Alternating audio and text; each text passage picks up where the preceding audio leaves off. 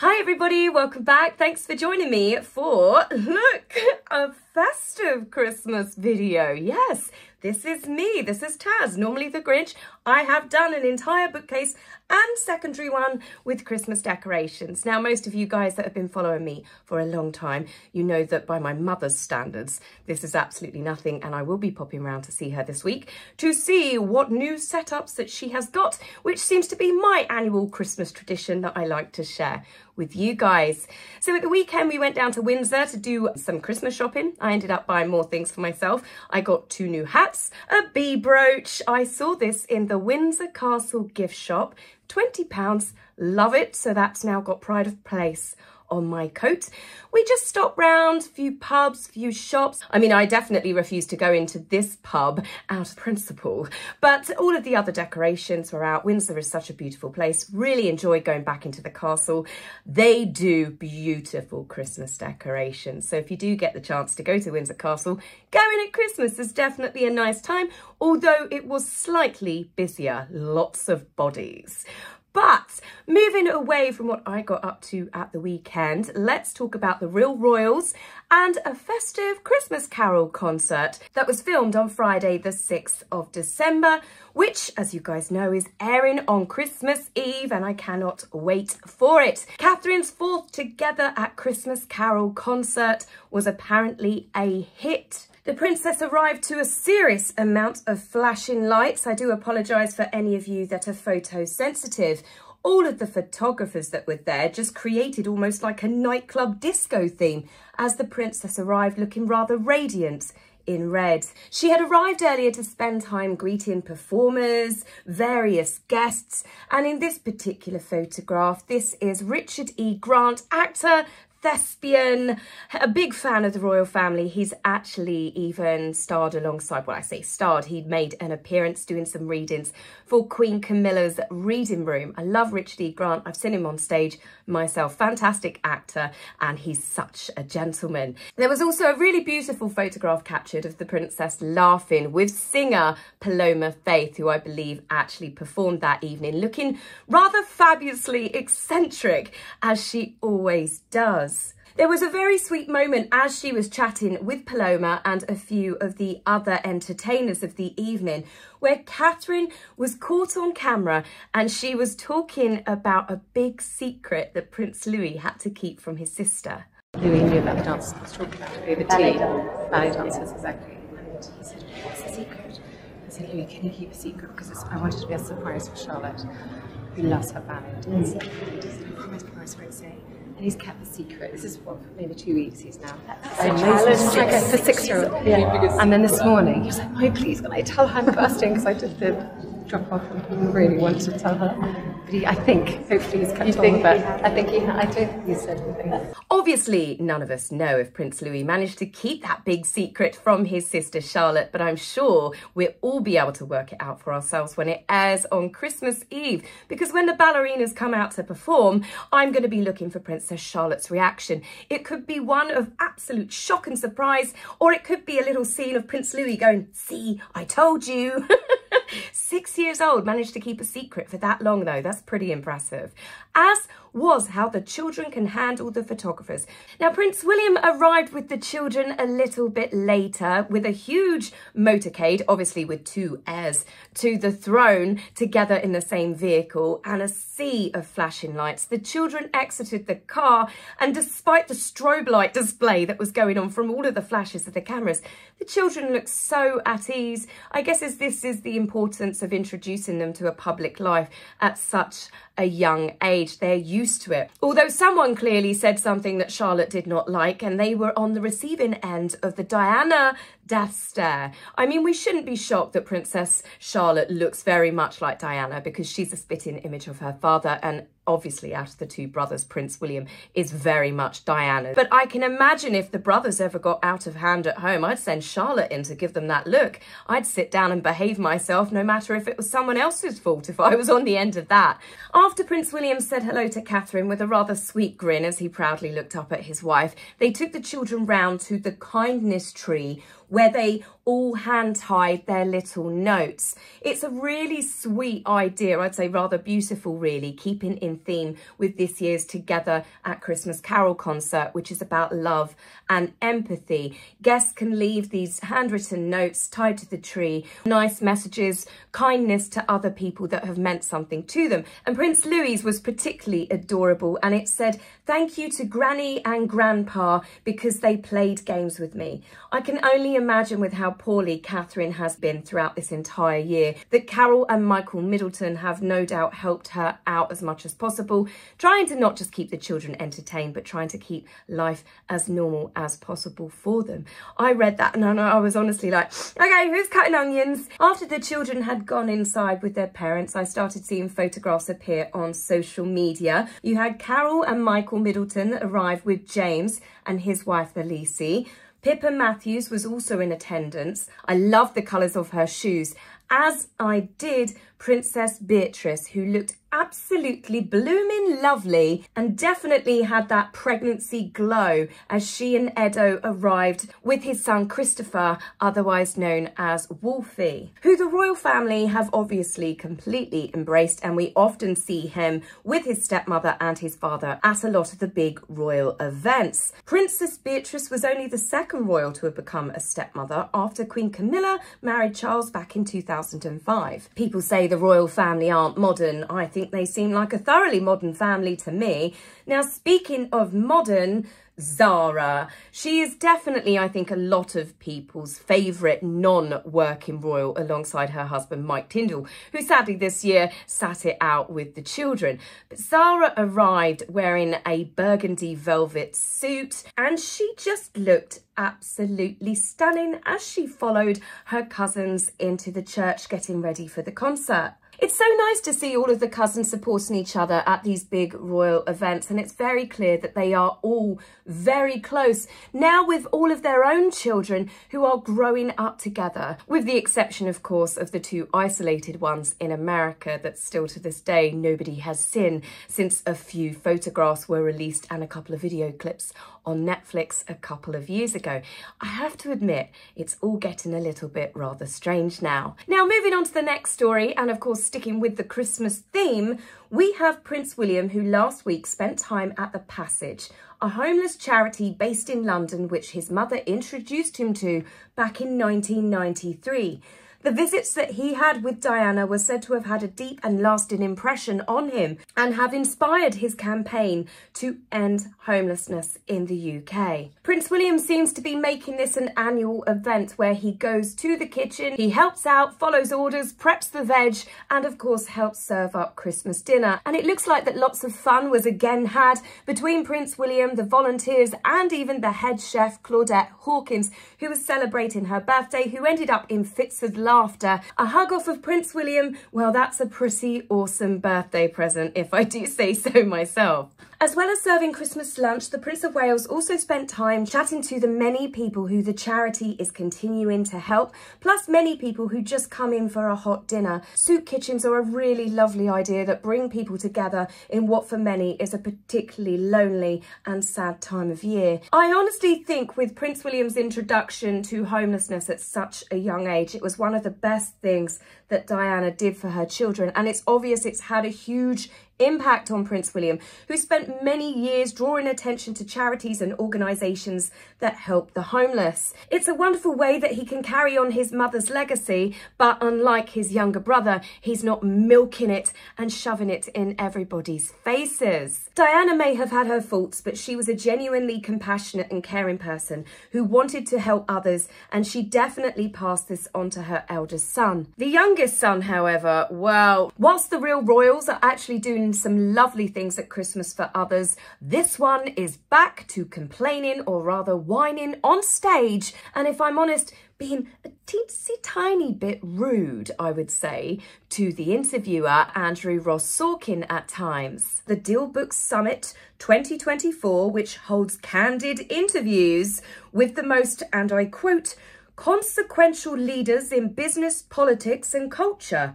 You had Jeff Bezos, who is executive chairman of Amazon. You had Sundar Pichai, CEO of Google.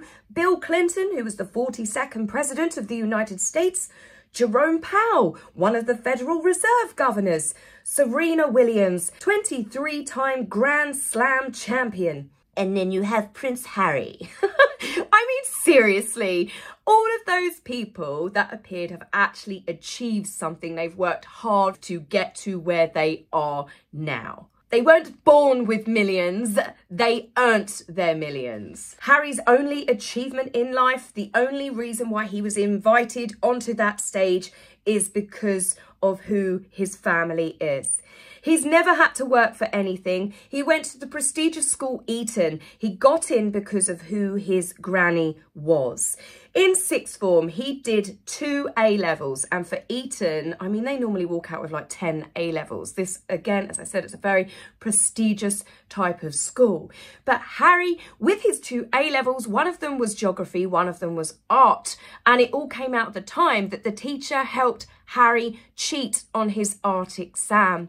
Then Harry went to military school, Sandhurst Training Academy. You need 2 A-levels to get in, so that's probably why the art teacher cheated for him. But of all the subjects, art, I mean, seriously. So again, Harry didn't have the qualifications really to get into Sandhurst. Harry got into Sandhurst because, again, of who his grandmother was. Then, of course, in the army, he got special privileges, special treatment. Harry's admitted this himself, the fact that they let him get out of drug testing for one of the many, many examples of how Harry was treated completely differently to everybody else.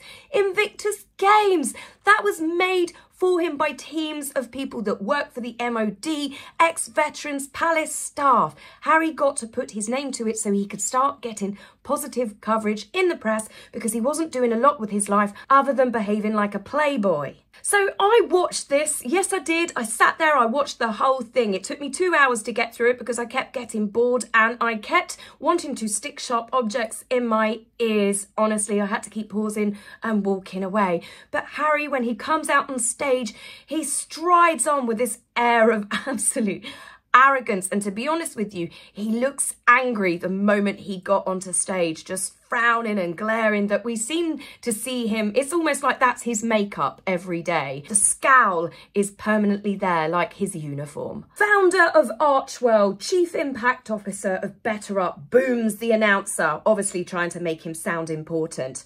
Archwell is 3 years old. It's a questionable mess, which is late on its tax returns, and it definitely keeps and spends more money than it gives away. And no one had even heard of Better Up until he became the face of it. And the staff who work there have openly said that they have got no idea what Harry does. He doesn't do anything, but he gets paid a huge salary.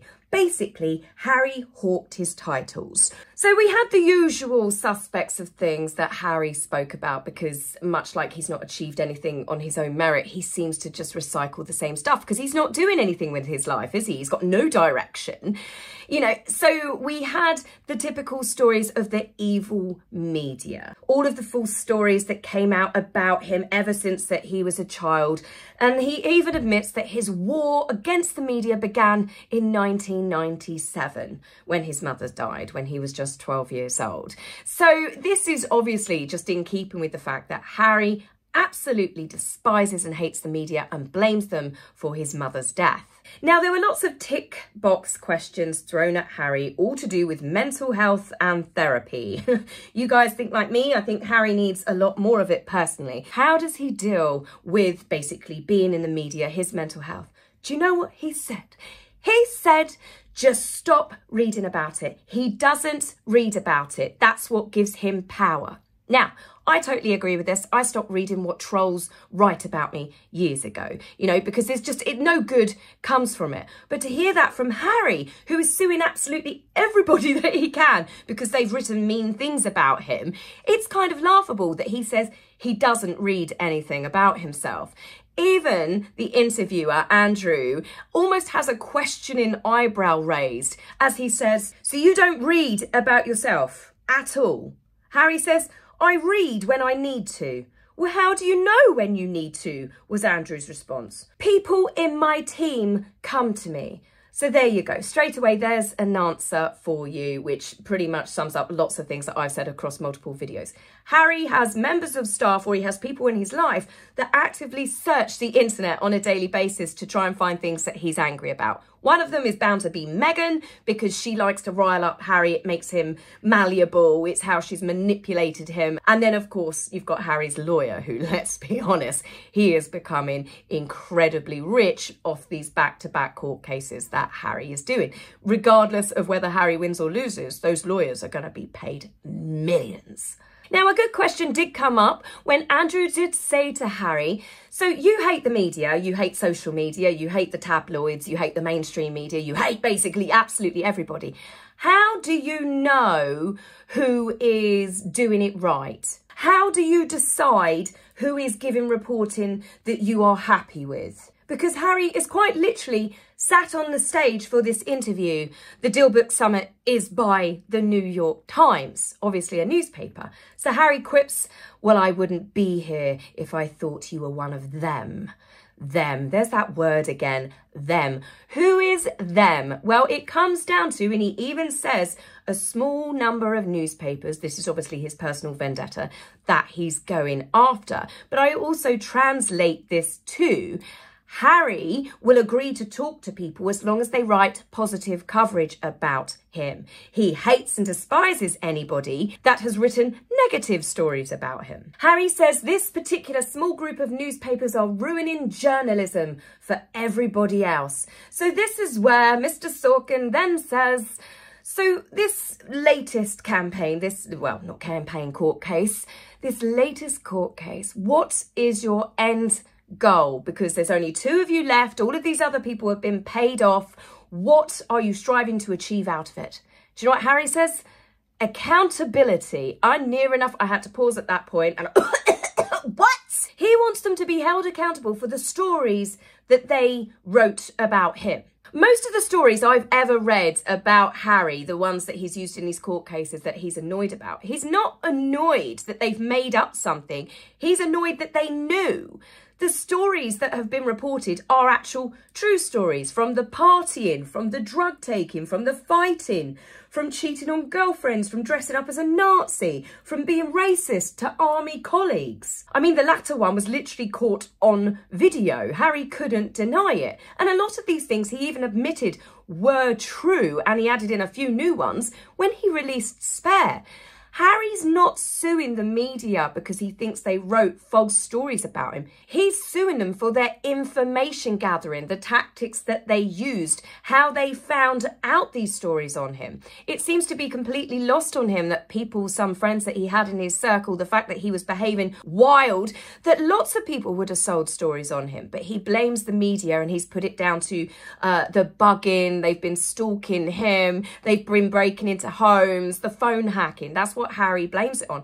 Harry's not upset about the stories. He's upset that people found out about his bad behaviour. But for him to sit on stage, I near enough popped a vein, honestly, when he said he wants them to have accountability. When I think about, when has Harry ever had accountability for everything that he put his family through? When I think about the lies that he told on Oprah, that his family were racist, that Archie would not get a title and his security would be taken away because he was a biracial baby. The damage that that caused to the entire family at the time, because some people sadly believed it. Harry knew that Archie would get his title automatically when his father became king, so he knowingly lied. He also lied that Meghan was silenced. I mean, get real. Meghan was silenced when she was in the royal family. You couldn't get the microphone out of that woman's hand at every event. It didn't matter if it was Harry's. There she was, giving a speech. I mean, she gatecrashed the fashion awards, and she did her own editorial in Vogue magazine. She was hardly Rapunzel locked in the tower.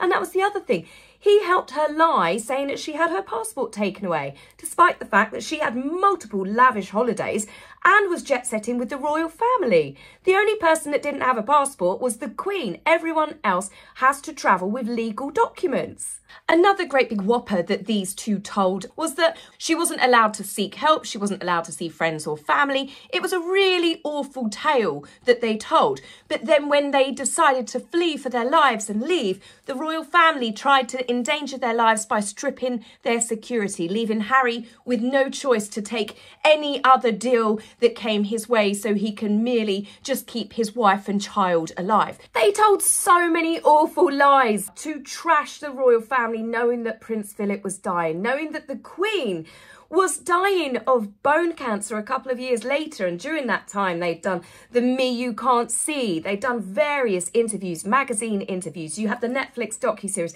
you had Spare, you had continuous attacks. Despite the fact that his grandparents were sick and in their final years, they caused so much destruction and damage. They stirred up race relations in the Commonwealth with their false allegations of racism towards Meghan, and they even used her pregnancy and their son to lie. Where is Harry's accountability for the damage that they caused? Where is Harry's accountability for the fact that he worked with Omid Scobie on Finding Freedom, yet remained completely silent when Omid Scobie has called his father and his sister-in-law, Catherine, Princess of Wales, the royal racists, trying to stir all of that up again? Harry has remained completely tight-lipped, despite the fact that Catherine and the King have both been going through their own cancer battles. He's got a bloody cheek asking for accountability or demanding accountability from others that just generally reported the truth about him. And another thing that he dropped in this interview, right, this little bomb, he turned around and said, since he took up this court case towards the media, he has been intimidated. His wife and his children have suffered witness intimidation, basically. They're pretty big allegations to be accusing the newspapers of. He's basically saying, since I've tried to get accountability from Murdoch, myself, my wife and my children have been intimidated. You think if that were true, he would have put that in as one of his many claims against the news group. Throughout this entire interview, Harry just sits there exactly the same as Meghan. He just waffles on in a word salad, right? And he says a lot of words, but at the same time, he doesn't actually say anything. My father used to use a great expression, which is perfect for Harry and Meghan: baffle people with bullshit. That's exactly what Harry and Meghan do. They just keep saying words and buzzwords over and over and over, but without even really making sense. I had to rewind it so many times to try and work out what the hell he was talking about. Now, and another big thing, this will make you laugh, that he said, he was asked what does he think about social media being banned in Australia for the under-16s. Harry doesn't agree with it. This is the same Harry that recently, when in New York, he used photographs of people's children and young people who had taken their lives because of social media. And he spoke about the pervasive threat that the online world poses to children.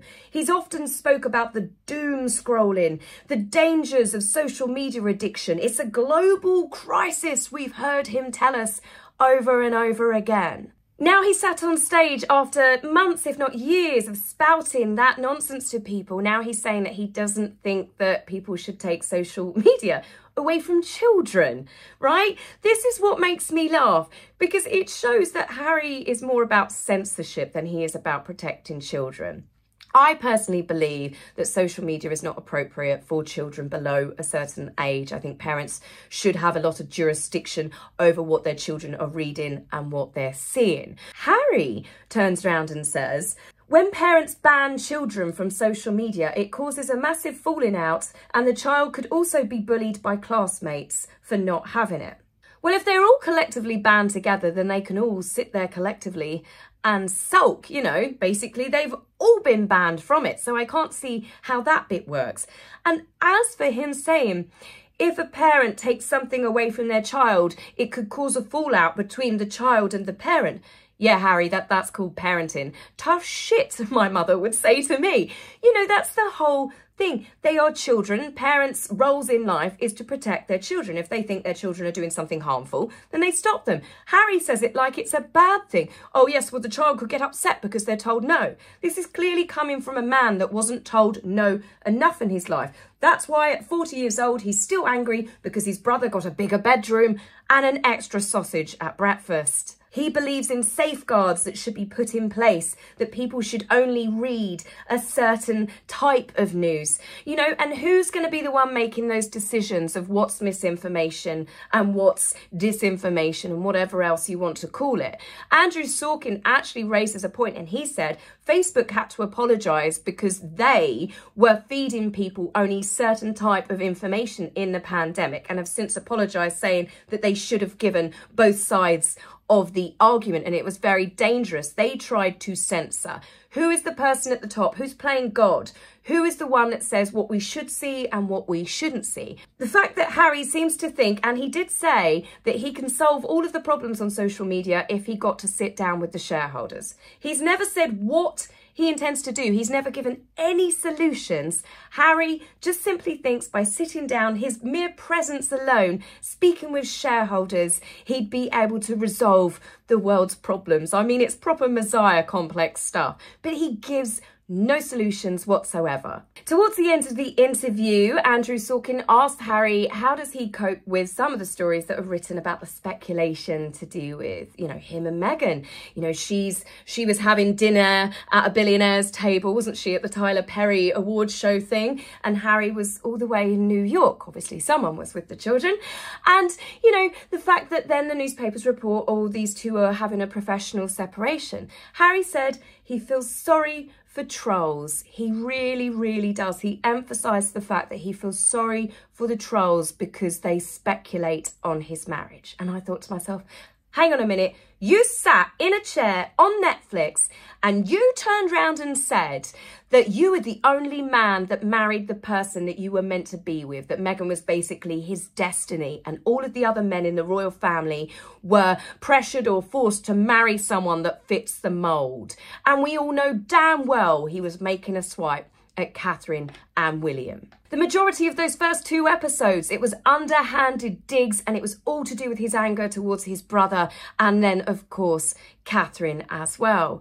So, of course, people ran riot with that. So you tell me, who are the trolls? Who are the trolls? Because I certainly think that Harry and Meghan have trolled the royal family non-stop for the past 5 years. He trolled the Queen when Prince Philip was dying. The Queen was trolled by both Harry and Meghan, with Meghan even knowing that the Queen was dying of bone cancer, as we now know. She did a threat 2 weeks before in the Cut magazine article, which was obviously a threat to say that she's going to keep on going. And the things that they have gone to the media about, the things that they have spoken about, they have encouraged trolling of their family by other people. This whole Deal Book interview was just Harry showing the world what a hypocrite he really is. The only good thing that came out of it was he confirmed that he's really happy in the United States and he has no intention of leaving with his wife and children. It's the life apparently that Diana wanted for him.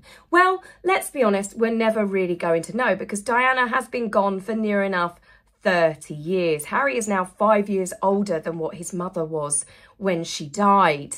But I'm pretty certain that there are living members of the royal family, however, that are quite happy for Harry to stay in America. Now, one final question came from the host before the interview ended, and it was the one that got Harry the most flustered. He answered the question like a politician, you know, when someone asks the question and they go round and round and round, and then by the end they've given about 10 different answers, but not for the question that was asked.